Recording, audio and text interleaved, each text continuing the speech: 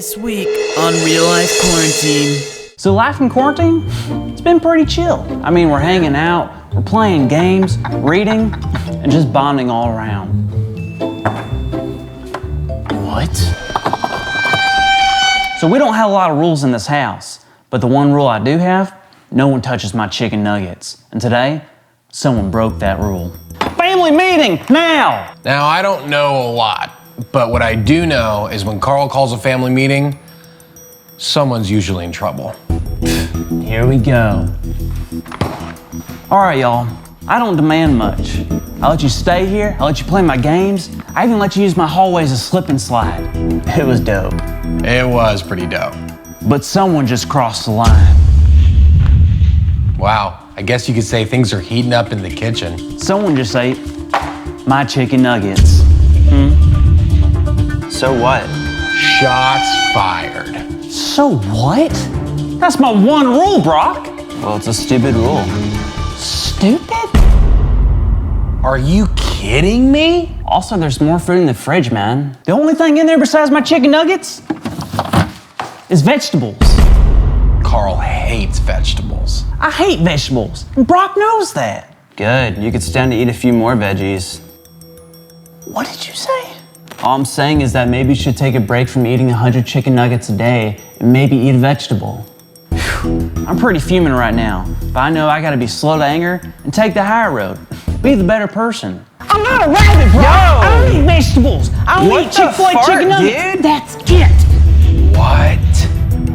Okay, first of all, bruh, don't cornstalk me. Dose of all, if you're hungry, go buy some more chicken nuggets. I would love to, Brock, but it's Sunday and they're closed. I bought these extra to eat today. You can go to Mickey D's. It's all the same, dude. What did you say? I said go to Mickey D's. It's basically the same as Chick-fil-A, if not better. The fact that Brock just said that, it scares me.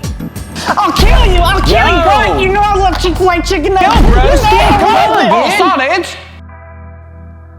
What's up with all this quarantine Carl? Next week on Real Life Quarantine. So I decided to kick Austin out of the house. This house is a nightmare, dude! Didn't even like it anyway, bro. Bye-bye, Austin. Guess who just became the best looking guy in the house? To be honest, I'm glad Austin's gone. I called dibs on his Xbox. I'm done. I'm out of here, bro. I can't get enough.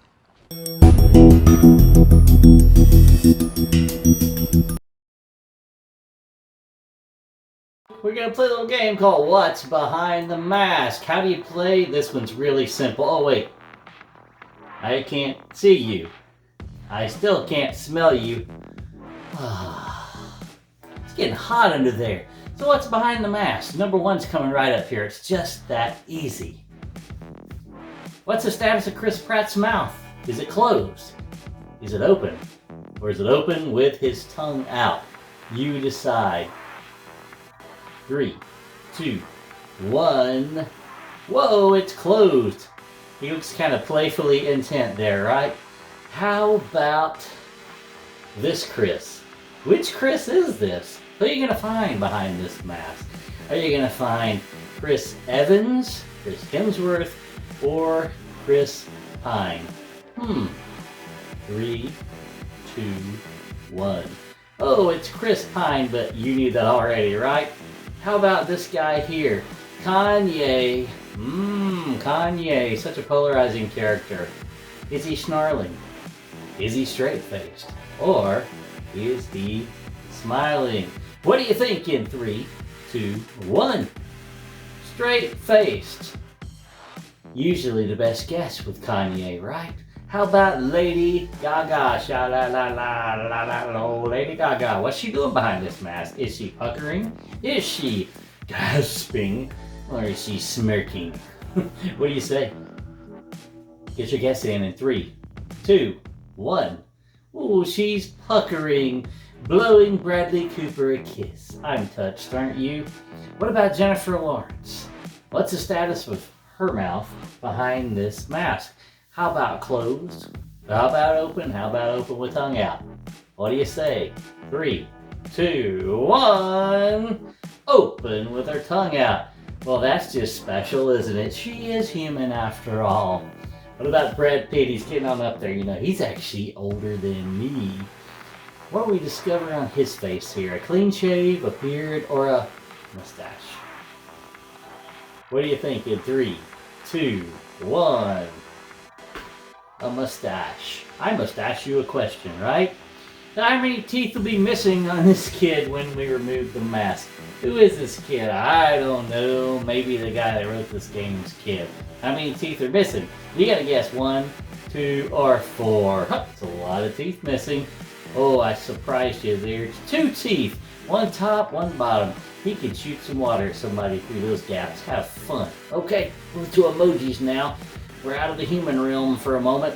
What type of mouth does this emoji have? Straight face, half frown, or he's no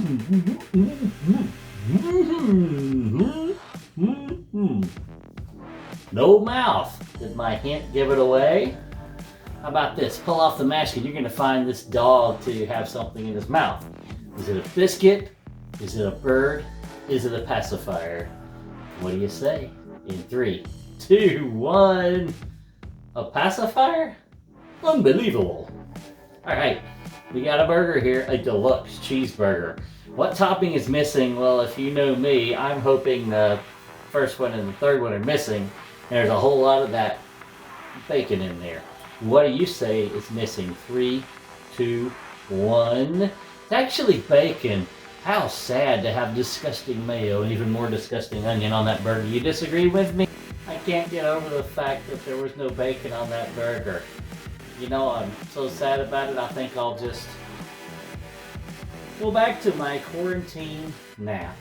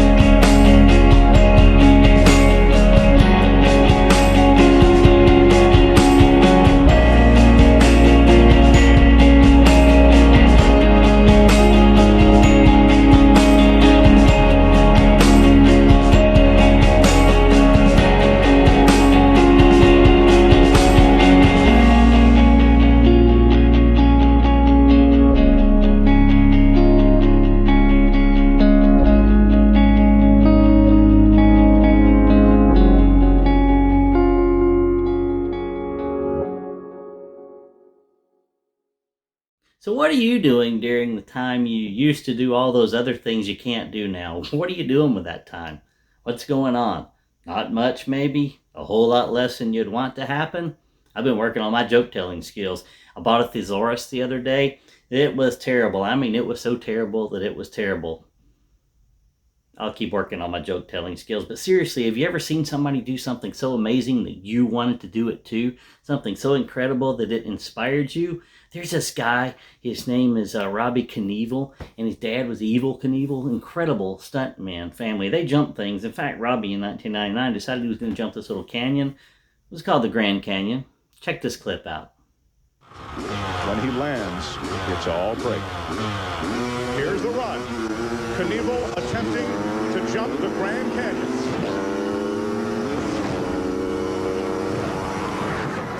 Yes! He's hit the gap. He makes it. He's off the bike. He's made the gap cleanly, but just as feared. He took the tumble when he hit the... So those Knievel guys, well, they inspired me when I was a kid to build a jump ramp about 3 feet tall, scrap wood, old big metal Tonka toy cars, and bricks and whatever I could find. And I would jump it, and sometimes I would fall and I would bust my knee, and I'd get those little tiny gravels in my knee, and I'd have to pick them out and go in and explain to Mom why I had a bunch of holes in my knee. I was living as a kid. I was inspired. I'm just glad to be alive still today after all the risky things I did as a kid. They inspired me. Are you inspired during this time? Have you even thought it's possible to be inspired during this time when you feel like most everything you like has been taken away from you? I want to flip your thinking tonight, or I want God to flip your thinking tonight and help you see that you can actually grow and flourish and help others during this time. In fact, maybe you're sleeping a lot more than you used to. Maybe you're eating a lot more than you're accustomed to. Maybe you just feel like, I'm not doing anything. And I want to show you the danger in that. Ephesians 5:15 through 17 says, be very careful then how you live. Not as unwise, but as wise. Verse 16, making the most of every opportunity. Let me repeat that. Making the most of every opportunity. Why? Because the days are evil. Therefore, do not be foolish, but understand what the Lord's will is. This passage actually challenges us, commands us to make the most of every opportunity. What are you doing during this quarantine time to make the most of it? I want to give you some tips on some things that'll help you expand your horizons during this time. Did I just sound like a guidance counselor at school? Take walks. Seriously. Practical. Go out into God's creation. Breathe in deeply. See the sights. Enjoy the birds, the trees, the sounds, maybe the water if you have water nearby. Take walks. Work out. Well, I like to bicycle. That's how I work out. I'm hitting the bike early in the morning again. I'm going to try to get back into my routine finally. But work out. However you do that. Get some exercise. It'll be good for you. Start a prayer journal. Exercise your spiritual life. Get a piece of paper. Get a notebook. And on the left side of a page, write prayer request. Then put a line down the middle of the page. And on the other side, down the right side, write answered prayers. And then track that. A journal. You use that over time. Track it over weeks. And write down when God answers those prayers. Make a bucket list. Maybe you want to be the person that visits every continent, or maybe you want to be the person that goes to all the burger joints and wing joints and takes the spicy food challenge, eats the biggest hamburger, finishes off all the spicy wings so you can get your picture taken, put on the wall, and then you get to get the t-shirt for doing that. You know, by the way, your food's free. What a deal, right? Make a bucket list, though. What do you want to do with yourself? Or how about this? Take a Bible app, start a reading plan. Use the YouVersion app or use a paper Bible. Start with the book of John and have a reading plan. Whatever you do, think about things and ways you can get better during this time. And the second thing here is kind of tough. Nobody put me up to telling you this, but God. Honor authority. Honor your father and mother. In fact, Ephesians 6:2 says that. Honor your father and mother. And back in Exodus chapter 20 in the 10 Commandments in the Bible, God said, honor your father and mother. It is a big deal to God that we honor our father and mother. Now, maybe you've argued and been grumpy, and they have too during this quarantine. Well, here's some practical steps to honoring them. If you've had those arguments or they've been grumpy, and you'll show some grace to them. Even maybe if they don't show grace to you in that moment, they're under a lot of stress right now. They're helping educate you in addition to their jobs, and maybe their jobs expose them to people that could have this coronavirus. Maybe their job is very stressful because they're still working, but a lot of people in their company aren't. Or maybe they're concerned that they're going to be the next to not work and not get a paycheck. It's a stressful time. So be kind to them. Make them a meal. Yeah, tell them you're cooking tomorrow night. Yeah, tomorrow night you cook for them Thursday night. Wouldn't that be great? What about play some video games with them? Play some card games. Play some board games. Hang out together. Share your favorite music. Let your mom and dad share what they were listening to when they were your age, and then you share what you're listening to. Oh, does that thought scare you? Well, if it does, all the more reason to have that conversation, but honor them. Make the most of every opportunity. Honor your parents. And then the last thing here tonight is look for blessings. How are you going to find blessings in a time of quarantine when you feel like so much has been taken away from you? The Bible says this in Romans 8:28. And we know that God causes all things to work together for good for those who love God, to those who are called according to his purpose. What was the first part of that again? We know that God causes all things to work together for good for those that love him. Now, he didn't say all things are good, but he said he would work through those things to produce good in our lives. So it may be a hurtful time of loss right now, but God's going to make you stronger through this. So look for the blessings. You're getting extra time with your parents now. My mom's been in heaven a few years now. I don't get to see her on earth anymore. If I'd had a quarantine to spend all that time with her, and I know what I know now, I would have cherished that time with her. Cherish that time with your family right now. Cherish that time. But also, let's flip this blessing thing around. Be a blessing to others. Look for ways to encourage other people. Send them a text. Encourage them. Write your grandparents a letter. Yeah, a real old school letter.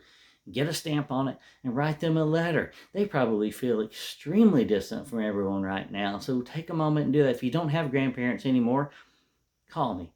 I'll get you in touch with widows and widowers from the church. Write them letters. Encourage them. They'll love to hear from you. But be a blessing to others too. Serve your parents. Serve your family around the house. And get yourself better during this time. Ultimately, it all comes down to you knowing and trusting Jesus with every aspect of your life.